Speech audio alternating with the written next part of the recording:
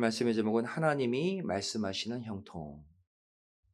하나님이 말씀하시는 형통이라는 제목으로 토요일 새벽 예배 말씀 전하도록 하겠습니다. 이 땅을 살아가는 우리 인생들은 믿는 자나 믿지 않는 불신자들이나 모두 이 형통한 삶을 살기를 원합니다. 물질로도 형통하고 싶고, 또 건강으로도 형통하고 싶고, 자녀들도 형통한 삶을 살기를 우리 부모들이 매일매일 원하고 있죠. 그런데 이러한 관점으로만 보면 하나님을 믿지 않는 악인들, 그들이 하나님을 믿는 의인들보다 더 형통한 것처럼 보여요. 따라서 오늘 본문에서 솔로몬은요, 악인의 형통을 부러워하지 말라라고 특별히 권면하고 있는 것이죠. 그만큼 의인들이 볼 때 악인들이 형통한 모습이 힘들어 보인다는 거예요. 그렇다면 악인이 누리는 형통과는 질적으로 다른 믿음의 자녀들에게 주시는 형통의 축복은 무엇인가?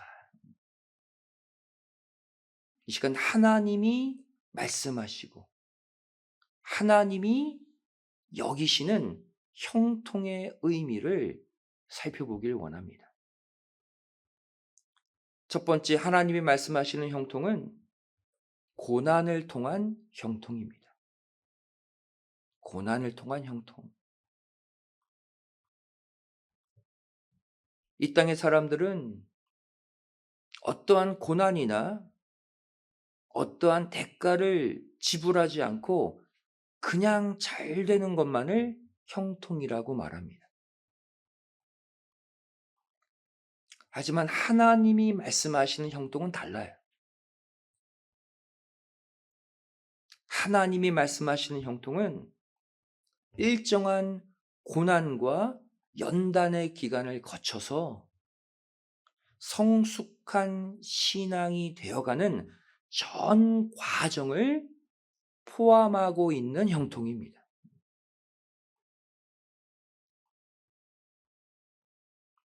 대표적인 예가 무엇입니까?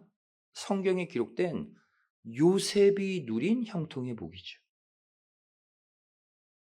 특별히 성경은 요셉의 상황 가운데 형통이라는 단어를 반복해서 사용하고 있어요. 먼저 보디발의 집에서죠. 창세기 39장 2절 3절 말씀 보시면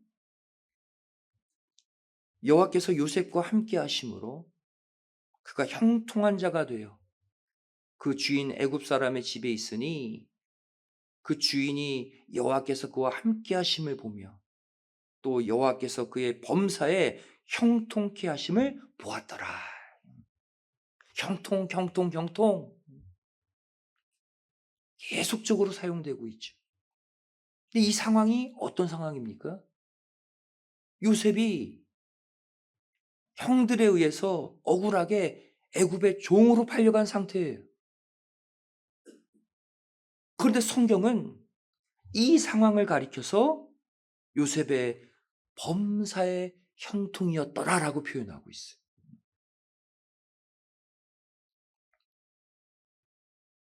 두 번째로 이번에는 감옥에 갇힌 요셉이죠. 더 고통스러운 현장으로 내려갔어요. 창세기 39장 23절 말씀 보시면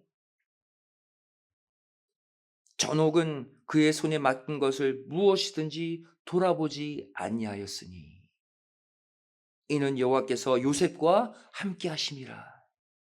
여호와께서 그의 범사에 형통케 하셨더라. 감옥에 갇혔는데 억울한 누명을 쓰고 감옥에 갇힌 더 악한 상황을 가리켜, 더 힘든 상황을 가리켜 성경은 또한 그의 범사의 형통이라고 말씀하고 있습니다. 근데 이 두 장면에 공통점이 있어요. 여호와께서 그와 함께 하셨더라. 그 자체가 형통이라는 거예요. 어떠한 상황에 놓여 있든지 간에 하나님이 함께 하셨더라. 형들의 배신으로 애굽의 종으로 팔려갔죠. 또 억울한 누명을 쓰고 감옥에 갇혔어요. 이 모든 상황에서 요셉은 세상의 눈으로 볼 때는 분명 하는 것마다 되지 않는 불통의 모습처럼 보이죠. 하지만 성경은 그럼에도 불구하고 왜 이 요셉의 상황을 가리켜서 범사에 형통케 하심이라고 표현하고 있을까요? 바로 이 고난과 연단을 통해 자라나는 그의 신앙의 성장이 하나님께서 가장 중요하게 여기시는 영혼의 형통을 이루기 때문입니다. 하나님이 말씀하시는 형통은 결국 영혼의 형통이에요. 영적 성장의 형통이에요. 하나님이 말씀하시는 형통, 고난과 연단, 수많은 시련을 통해서 하나님과 더욱 가까워지는 영적인 형통을 말씀하시는 거예요. 로마서 8장 28절도 이러한 관점으로 보셔야 합니다. 우리가 알거니와 하나님을 사랑하는 자, 곧 그 뜻대로 부르심을 입은 자들에게는 모든 것이 합력하여 선을 이루느니라. 원어를 보시면 주어가 하나님이에요. 하나님이 모든 것을 합력하여 선을 이루신다. 즉 하나님은 좋은 일이든 나쁜 일이든 기쁜 일이든 슬픈 일이든 모든 일들을 사용하셔서 결국 진정한 선, 진정한 형통을 이루신다는 거예요. 올해를 시작하면서 지금까지 세상에서 말하는 육신적 형통은 없었지만 오히려 어려움을 통해 성숙해진 영적으로 성장한 나를 발견하고 계시다면 이것이 하나님이 나에게 주신 진정한 형통임을 믿고 오히려 감사하시기 바랍니다. 우리는 왜 이 상황에 감사할 수밖에 없을까요? 영혼의 형통이 이루어지면 우리가 바라는 육신의 형통, 이 땅의 형통도 결국 뒤따라 오기 때문이에요. 성경 보시면 형통에도 우선순위가 있다고 말씀하고 있어요. 요한 3서 1장 2절 말씀이죠. 사랑하는 자여, 하나님 우리를 사랑하신대요. 내 영혼이 잘됨 같이 영혼의 형통, 내가 범사에 잘되고 강건하기를 내가 간구하노라. 즉 영혼의 형통이 먼저 이루어질 때 결국 범사가 형통하고 몸도 건강해진다고 말씀하고 있는 거예요. 하나님과 영적 형통이 없는 가운데 육신의 형통을 아무리 구해도 이루어지지 않습니다. 영혼의 형통이 막혀 있는 가운데 육신적 형통만 구하기 때문에 환난을 주시는 거예요. 고난을 주시는 거예요. 어려움을 주시는 거예요. 하나님과 더 먼저 가까워지라고. 이것이 풀려야 범사가 형통하고 건강이 회복됨을 반드시 믿으시기 바랍니다. 예레미야가 3장 33절도 말씀하고 있죠. 주께서 인생으로 고생하며 근심하게 하심이 본심이 아니시로다. 한 과정에 불과하다는 거예요. 하나님을 믿는 성도들, 잠깐 고생하며 근심할 수는 있지만 이것이 하나님이 우리에게 주시는 궁극적 결과는 아니라는 거예요. 잠깐의 고생으로 하나님과의 영적 관계가 회복되고 하나님을 향한 영적 형통이 이루어지면 육신의 형통도 다시 회복되어서 이 땅의 고생, 이 땅의 근심도 결국 끝나게 됨을 믿으시기 바랍니다. 이 사실 반드시 믿으시고 올 한해 먼저 하나님과 영적 형통을 이루기 위해 성경도 열심히 보시고 기도 더 열심히 하시고 예배 더 열심히 드리시고 교회를 위해 열심히 헌신하시는 모두가 되시기를 주님의 이름으로 간절히 축원드리겠습니다. 두 번째로 하나님이 말씀하시는 형통은 무엇인가? 인간의 구원의 목적을 둔 형통입니다. 우리에게 형통을 주시는 궁극적 목적은 영혼 구원이라는 거예요. 이 세상 악인들이 누리는 형통은 자기만 잘 먹고 잘 사는 이기적인 형통이 유한한 이 땅에서 잠깐 반짝하다 사라지는 한시적인 형통입니다. 하지만 하나님이 믿음의 자녀들에게 주시고자 하시는 형통은 목적이 있어요. 바로 영혼 구원을 이루기 위한 이타적인 형통이라는 것을 우리가 알아야 합니다. 다시 요셉 이야기로 돌아가 봅시다. 하나님은 왜 요셉을 굳이 애굽까지 보내셨을까요?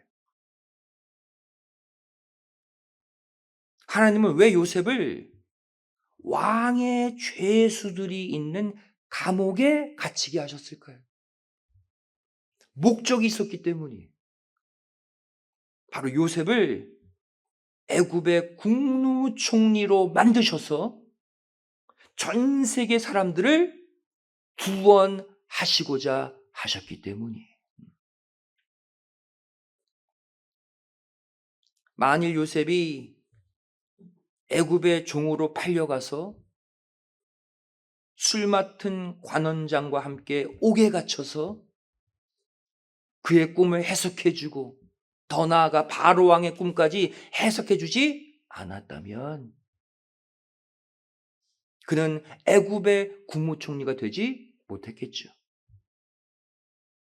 더 나아가 흉년 가운데 자신의 가족을 비롯한 전 세계 사람들에게 양식을 나눠주지 못했을 것입니다.